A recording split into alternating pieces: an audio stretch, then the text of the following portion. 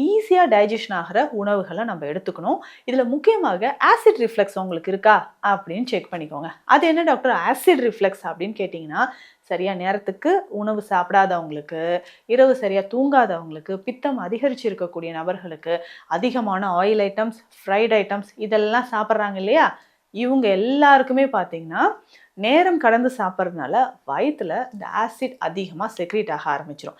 Secrete ஆன acid உங்கள் வயிற்றுக்குள்ளே சும்மா இருக்காதுங்க. என்ன பண்ணுன்னா மேல் நோக்கி மேலே வர ஆரம்பிச்சிடும். ஸோ இதுதான் ஜெர்ட் ப்ராப்ளம், ஜிஇஆர்டி அப்படின்னு சொல்கிறோம். ஸோ அந்த கேஸ்ட்ரோ ஈசோஃபேகல் ரிஃப்ளக்ஸ் டிசீஸ், அந்த ஸ்பிங்டர் இருக்குது பார்த்தீங்களா, ஸ்டொமக்கும் ஈசோஃபேகஸும் சேர்ற இடத்துல ஒரு ஸ்பிங்டர் லூஸ் ஆயிடுச்சுன்னா ஆசிட் மேலே வந்து நெஞ்சில் ஒரு எரிச்சல், தொண்டையில் ஒரு எரிச்சல், இது எல்லாம் வர ஆரம்பிச்சிடும்.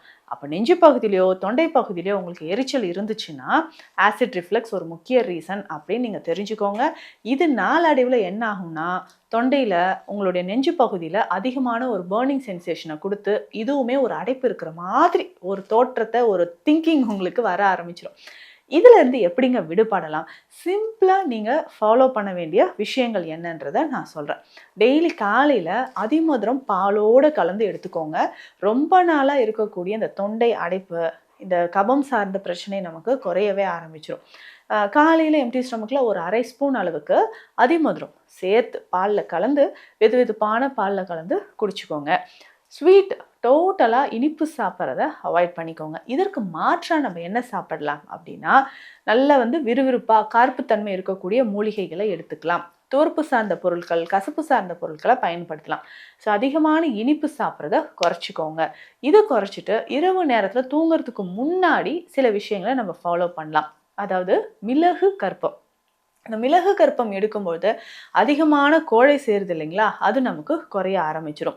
ஒருவேளை உங்களுக்கு ஆசிட் ரிஃப்ளெக்ஸ் இருக்குது, அசிடிட்டி இருக்குன்னா மிளகு கற்பம் வேண்டாம், அவங்க அதிமதுரம் மட்டும் பயன்படுத்தலாம்.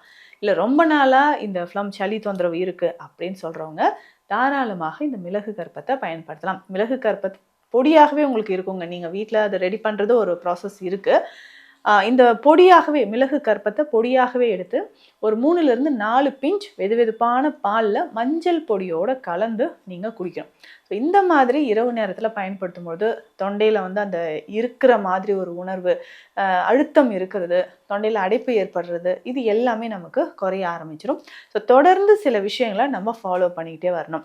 அதாவது சீரண சஞ்சீவி அப்படின்ற ஒரு மெடிசன் இருக்குது. பேர்லேயே இருக்குது பாருங்கள், சீரண சஞ்சீவி. நம்மளுடைய டைஜஷனை, சீரண பிரச்சனைகளை சரி செய்கிறதுக்கு